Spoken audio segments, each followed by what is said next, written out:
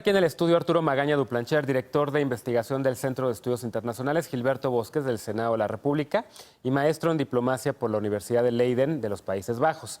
Anteriormente fue secretario técnico de las Comisiones de Relaciones Exteriores América del Norte y de organismos internacionales, también allí en el Senado, y tú ya lo conoces.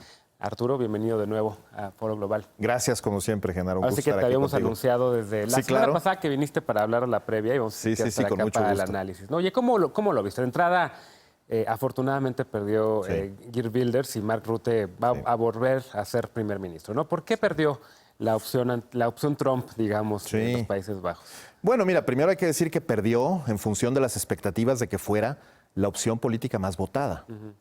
En realidad no perdió, si tomas en cuenta que ganó 5 asientos nuevos y que se fortalece considerablemente dado que tiene 20 ahora diputados, lo cual la convertirá en la fuerza política de oposición más importante en función de cómo se está vislumbrando la conformación del gobierno. En todo caso, lo que sí creo que es importante decir es que pierde porque aparentemente hay un mandato popular muy importante de volver a las políticas centristas de siempre. Hay una especie de castigo al radicalismo, una especie de duda razonable sobre si el extremismo es una buena opción. Me parece que la crisis, además, con los turcos, un poco en la víspera de las elecciones, tuvo algo que ver con esta sensación. Y también lo que normalmente le pasa a Wilders, que es un poco al final, donde parece que mejor va, empieza a hacer unas declaraciones bastante más radicales que las que usualmente hacía y le ahuyenta votos. Es muy impresionante. Hay quien dice que no quería ganar, que lo que quería hacer realmente era consolidarse como oposición y eso vaya que lo ha logrado, ¿eh? O sea, en ese sentido tuvo una victoria, ¿no? Yo creo que sí. Ahora, de las propuestas que Wilders tenía, que tener una plataforma anti-Europa, anti-libre comercio, anti-inmigrante, ¿cómo va a tener ahora el primer ministro Rutte que incorporar lo que él prometía? ¿Cuál va a ser? ¿Habrá un cambio, digamos, en la relación de los Países Bajos con la Unión Europea? Bueno, más bien todo lo contrario, Genaro. Creo que hay la posibilidad de que se arme una coalición más de centro, incluso de centro-izquierda, para quienes dicen que será muy importante el apoyo de los verdes, de Jess Klaver. Dado que ellos también ganaron muchísimo, de 4 asientos que tenían, quedarán en 14, y por lo tanto serán también uno de los principales partidos en función de la coalición. Y además no le alcanzan los votos a Rutte con los otros dos partidos centristas, que es decir, el D66, los 66 demócratas y la CDA, pues no le alcanza, necesita otro partido. Y el partido, digamos, más cercano desde el punto de vista ideológico, es extraño decirlo así, pero no es para nada el extremismo, representado no solo por Wilders, sino por muchos otros partidos, sino más bien los verdes. Por tanto, la agenda tendrá que reaccionar contra Wilders.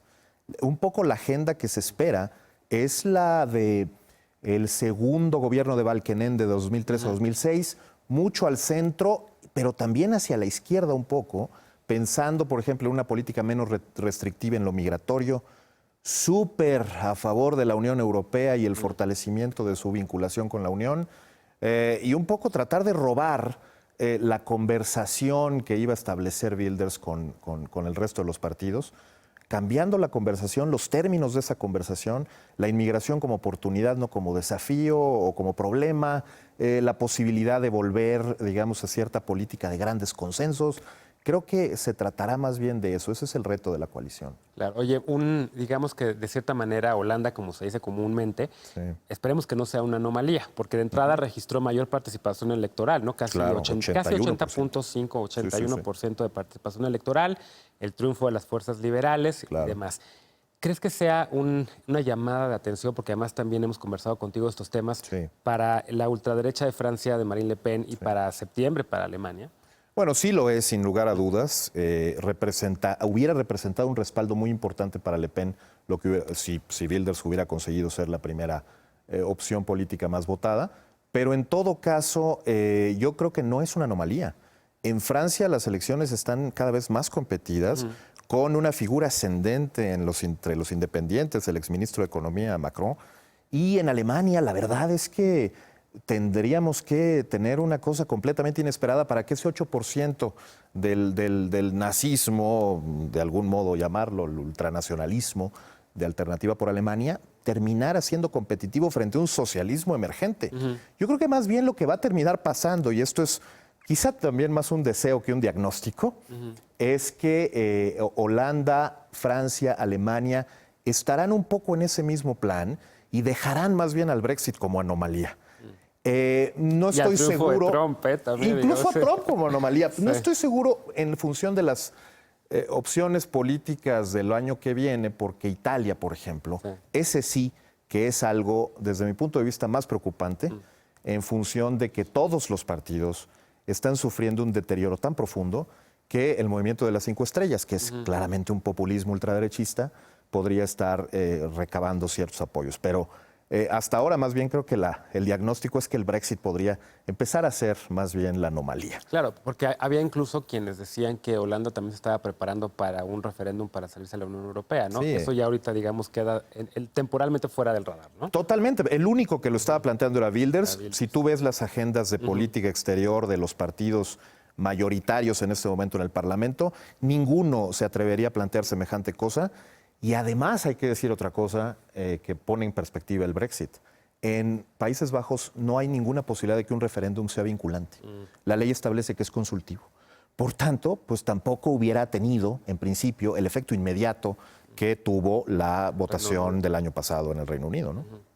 Oye, pensando un poco en los efectos que pueda tener también, digamos, hacia las instituciones de la Unión Europea, ¿no? Sí. Mencionabas que la socialdemocracia le fue muy mal y por lo tanto me imagino que en el Parlamento Europeo la representación de Holanda también va a cambiar.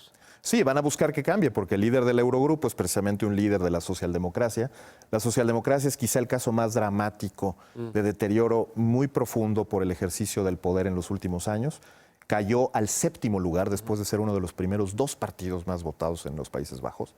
Creo que la crisis es en relación con su identidad como partido político y un poco aquí la oportunidad es tratar de armar una agenda que tenga sentido, que siente a los cristianodemócratas, que siente a los liberales, que siente a la izquierda más bien moderna, semejante a la socialdemocracia, pero ahora representada por los verdes, con una agenda europea que haga sentido en función de lo que se ha venido platicando recientemente con la presentación del libro blanco de Jean-Claude Juncker. Es un poco el tema de que, bueno, necesitamos regresar a esta idea de la Europa de varias velocidades. El que quiera jalar más rápido, que jale más rápido.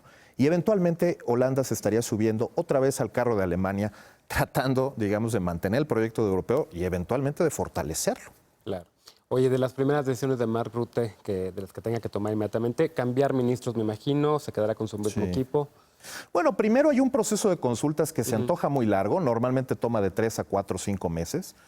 Hay una especie de personaje cercano al gobierno actual y al que viene, que se le denomina con la voz francesa del informateur, que es quien hace las consultas con los partidos para ver con cuáles se puede coaligar. Esto todavía es bastante interpretativo en el sentido de que no hay todavía un esfuerzo formal para ello, pero ocurrirá muy pronto. Y lo primero es efectivamente tratar de armar una agenda programática que tenga sentido para todos y que a todos los ponga, digamos, participando activamente en el gobierno. Lo interesante es que en esta ocasión van a estar a más de 3 partidos. Por tanto, va a ser un esfuerzo muy importante y si lo consigue va a ser un verdadero ejemplo de gobernabilidad en un sistema de alta fragmentación electoral. Es que el tema de los Países Bajos está muy interesante. Muchas gracias, Arturo. No, gracias a ti, Genaro. Nos vemos por aquí muy pronto. Gracias a ti por